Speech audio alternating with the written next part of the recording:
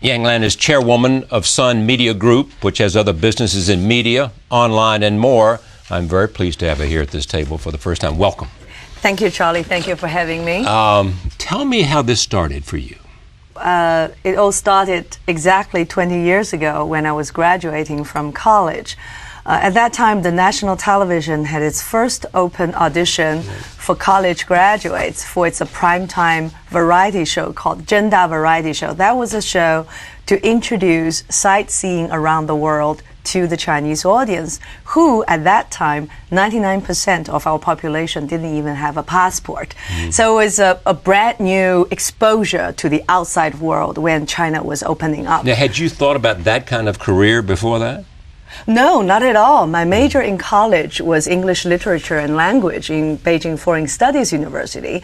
And when I was offered this opportunity, out of curiosity, I went, as well as another 1,000 girls. But after rounds of audition, I believe it's after 7 rounds of audition, I became the last one who survived it. So it gave me a really good start into broadcasting television. And the first show I hosted was a primetime nationwide show, which had the audience of 200 million every week. I did it for 4 years. That really gave me a pretty good start in a career. It's stunning to hear those numbers I know. From an American television perspective. I once did an interview with the Minister of Culture from China here it was in Washington, where they had a Chinese festival at the Kennedy Center. Yeah. And so they asked me, could they rebroadcast it in China? And I said, of course, the interview. They said, you'll probably reach 300 million people, which is more people than have seen anything I've ever done in my entire life. But we have 1.3 billion. Yeah. So then you began to... And then I quit my job to come to the States for postgraduate studies at Columbia University of New York, where I studied international affairs. Yeah. And upon graduation, I went back to Hong Kong to join Phoenix TV, the Mandarin channel of Star TV network. And I started to produce my own show, Yang Lan 101, which was the first ever in-depth one-on-one interview show on Chinese television. I've been doing that for, plus the days in Phoenix television, 12 years. So over this time, I have interviewed more than 600 movers and shapers around the world, and many of them have been your guests too. Indeed. Where does the entrepreneurial spirit that you have come from? The fact that you have not just had a career, but you also have engaged in creating businesses and enterprises along with your husband. Well, that was 10 years ago, the year of 2000. We co-founded Sun TV, which was the first satellite documentary channel for the Greater China area. Well, because at that time I was so obsessed with documentaries. I think they have lasting values, give in-depth look into culture and history and people. But then that business had a flop in 4 years' time because the business model was not sustainable. The fact was we were positioned in Hong Kong, but then we have limited landing rights into the mainland, which didn't give it enough, advertising revenue basis. I think Rupert Murdoch at once was invested in Phoenix Television, was he not? Yes, I think he's still part of the shareholders. Right. So we sold the channel, and then we start to build multimedia integration into different aspects of the media, television, websites, and then big events, and so on and so forth. So now, is there a website now that reflects the broadest understanding of who you are and what you're about, and that might even carry a blog from you? Well, I have a blog in several leading portals in China and also Twitter.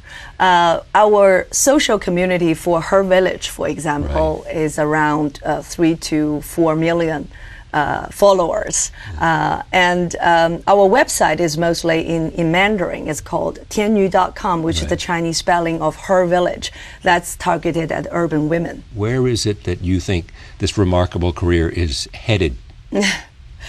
I don't know. I think there are so many exciting opportunities in China. The media is also opening up.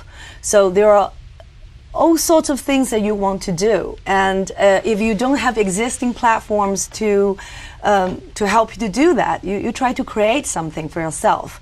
I think that's where the entrepreneurship comes from.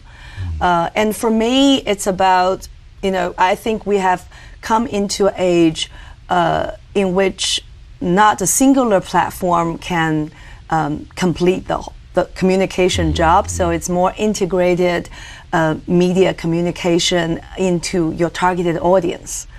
And for me, serving the urban women audience is one of my goals. Was there just a natural instinct for business that was there, dormant in China, waiting for it to open and waiting for their opportunity to create things? I believe so. It has been suppressed for decades. And then suddenly when things opens up, everyone wants to try his luck.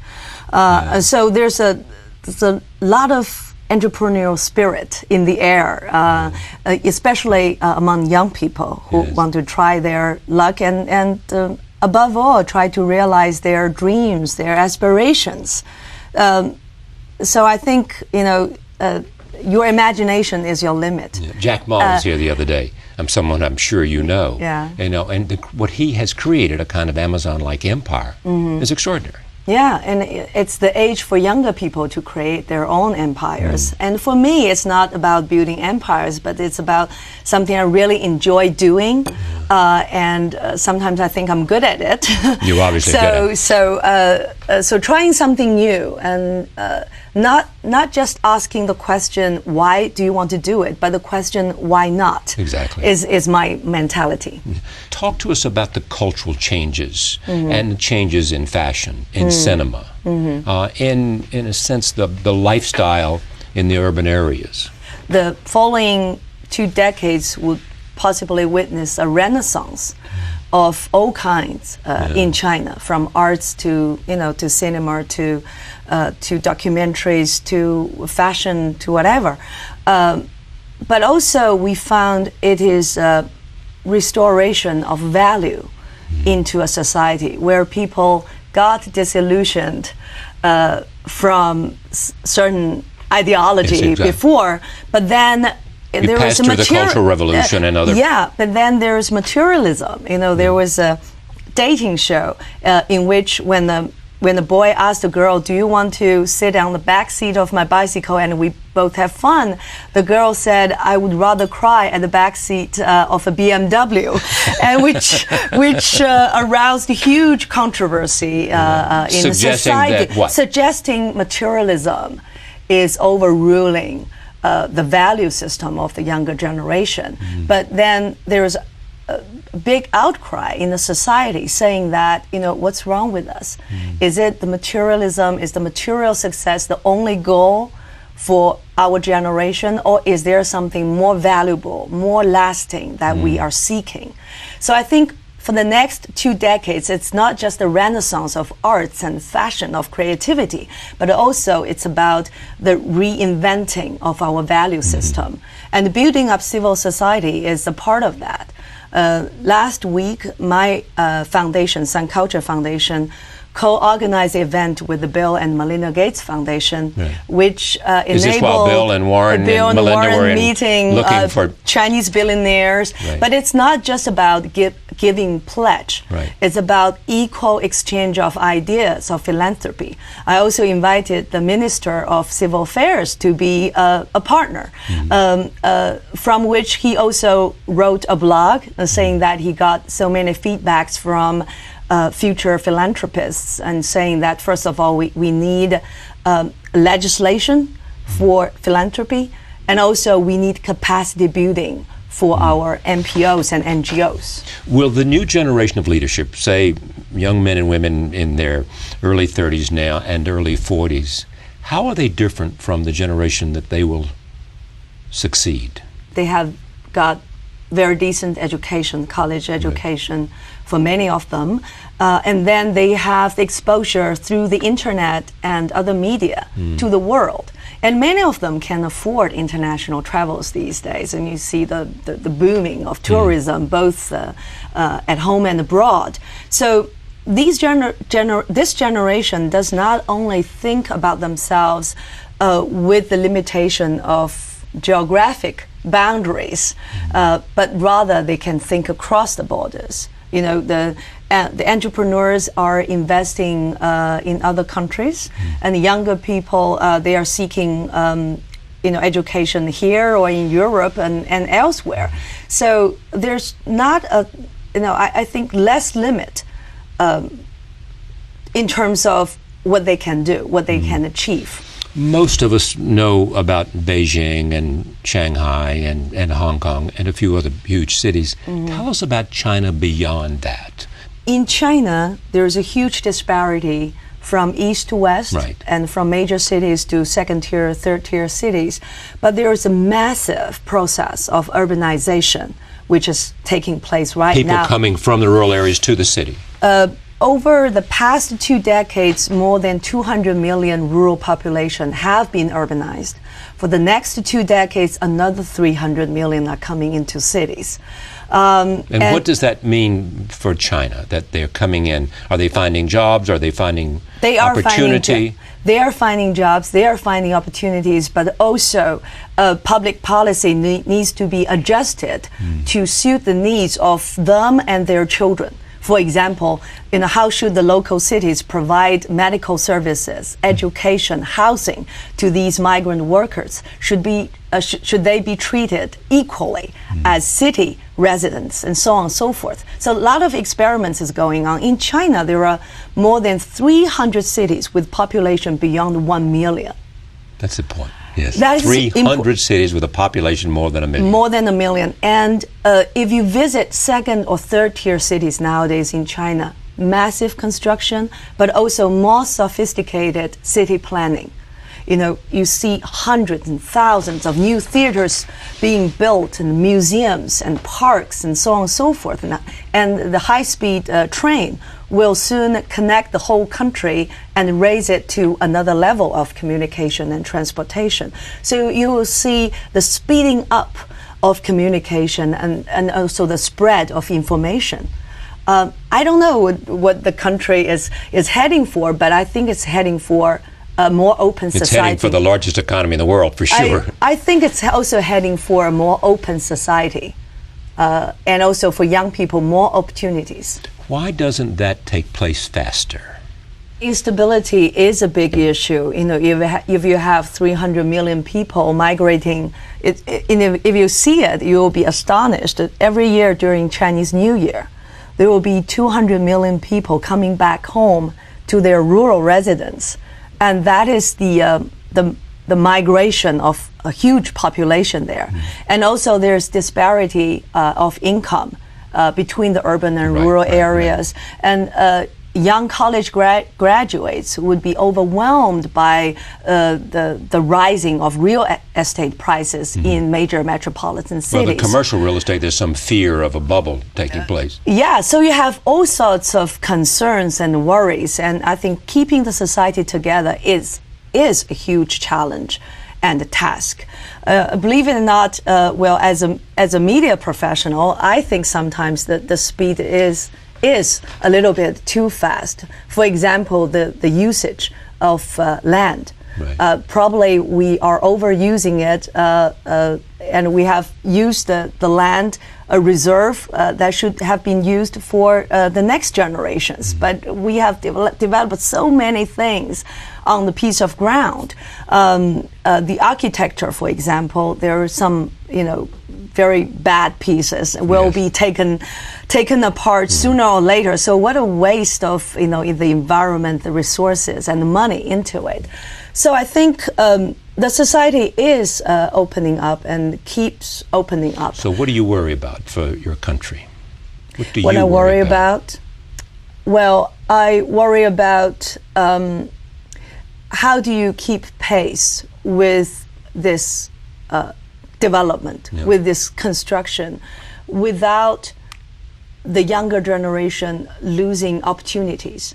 Well, nowadays, because, for example, I did interviews with so-called tribe of ants, which is used to describe the new college graduates. Right. With the income of $500 a month, they cannot afford a piece of apartment or a home within 10 years or 20 years of employment. And they're losing their hope. So how can the society provide young people with opportunities to succeed? Only if they maintain the kind of growth rate that they've had. But also they have to maintain a reasonable real estate price for the majority of the population. And how do they do that? I really don't have a solution for that, but I think that's a concern for me. For a long time, young Chinese have gone to American universities, to British universities, and many of them have stayed and some have come back. So you have people now in their 40s and 50s with graduate education outside of China, and they're being asked to come back and take part. And the appeal is out of national pride. Do you see much of that in terms of people who left China, were in the United States, were in England, were in other places, Russia, who are deciding to come back to China to participate in this extraordinary transformation that's taking place? I think national pride is one thing, opportunity and a chance to realize your dream is another. I think it's a more decisive element. For example, the opportunity is a more decisive element than pride. I think so. I think so. For ordinary people, for example, architect here can aspire to build one major building in Manhattan, but how many opportunities can be offered to him? But in China, you have dozens, hundreds of cities, designing their landmarks. Most great architects I know around the world are working in China. It's a huge test land of all sorts of styles and creativity. And of course, young people like to go back and to seek their success or have their name made. And also young business people, when they stayed here in the U.S., they see all sorts of services which is still available in China. They can go back home and start a training center, a school, a kindergarten. They can start anything using the references that they learned here or in Europe or anywhere else in the world. And when back home, they can start something from scratch and get successful in a few years' time. So I think that temptation is even greater than the national pride. But of course, national pride is one element, of course. How fast is the middle class rising? Because many look at it as an important element of China's growth to find markets internally as well as serving markets externally. Well, I think the middle class is growing very fast. I don't have a specific number that I can give you. It also depends on how would you define a middle class person. Yes. A regular job. How would you define middle class in China? Well, I would say a rented home or a bought home, and then a regular job. Career promotions inside and raising children and having a car, that could be some of the symbols. But if you think about the rise of car sales in China, I think that would be one of the symbols of the rising middle class. Last year, 10 million new cars were sold in China. It is becoming the first or the second largest market for every. Yeah, I think that could be one symbols of the rising of middle class in China. How do most Chinese that you know, your friends and colleagues, view the United States today? Wow, that's a big question. I think people look up to the U.S. as it is a free and open society. It's leading. It's leading in education, in culture, in world politics, and so on and so forth. But I think many Chinese disagree on some of the international policies that the U.S. government holds, especially, the Iraq wars and so on and so forth. But some agreement on North Korea and some effort to cooperate on North Korea and some of the places like that. Yeah, there's cooperation between U.S. and China on a lot of fronts. How do you think China, I realize that you do television programs and entrepreneurial activities and own newspapers and you're not a part of the government, but how do you think China sees its role in the world over the next 25 years? Well, I think China will take on more responsibilities in terms of, free trade, in terms of the environmental protections. It's not just for the sake of the outside world, it's for our own people. We can't live in a polluted piece of land with our health threatened. But it also, I think, from an internal perspective, we see more problems than outsiders can see. We see, hundreds of millions of workers, who are migrant workers, whose jobs may at stake if foreign currency changes just a little bit, because the margin for the manufacturing industry is very low. So you're suggesting that China's resistance to changing and appreciating the currency was in part because it would affect the wages of workers in China? Not just the wages, it's just the security of jobs. Job security per se. It could affect millions and tens of millions of jobs. I'm not arguing on the government's point of view. I'm just saying that as an insider, we see more internal challenges than outsiders can see. Well, Americans make arguments the same way, that in fact you need to impose tariffs because you need to protect American workers. I mean, other countries do the same thing. It's a balancing of both. The idea to try to protect jobs is an important imperative for officials all over the world, is my point. Yeah. So how do you most hope China will grow? What is it? What's your own great ambition for this place that has gone, and you have played such an important, in a sense, cultural and media role in reflecting its change? Well, for me, I think bridging China and the outside world is part of what I can do. Serving as the ambassador for Beijing Olympics and Shanghai Expo could be part of that. So that part includes explaining to the world what is going on in China, as well as explaining to my audience what's going on around the world. It's interesting that my first show on television was about introducing the sceneries around the world, histories and geographies into for my audience. But later on, it's about introducing people, personalities, insights, perspectives to my audience, which is more in depth, I hope. And that is something that I take great pride in. And another thing I want to do is to help to enhance the growth of the civil society in China. I think. By that you mean creating institutions, courts, and. The NPOs and the NGOs. Right. My foundation has been working with the leading educational institutions like Harvard University, Columbia University, Peking University, and Tsinghua University to offer workshops for the training of top executives of nonprofit organizations in China. So I think that capacity building for the civil society will mean a lot of future for our society. Finally, what brings you to New York?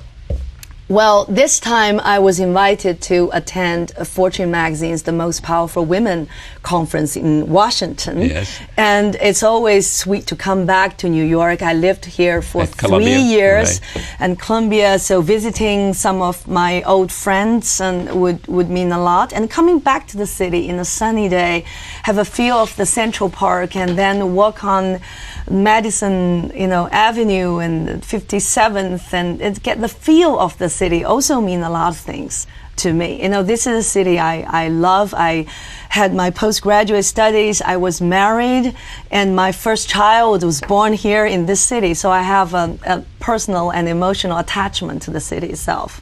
We're glad to see you. Thank you, Charlie. Thank you very much for coming. We look forward to visiting you in China. Please do.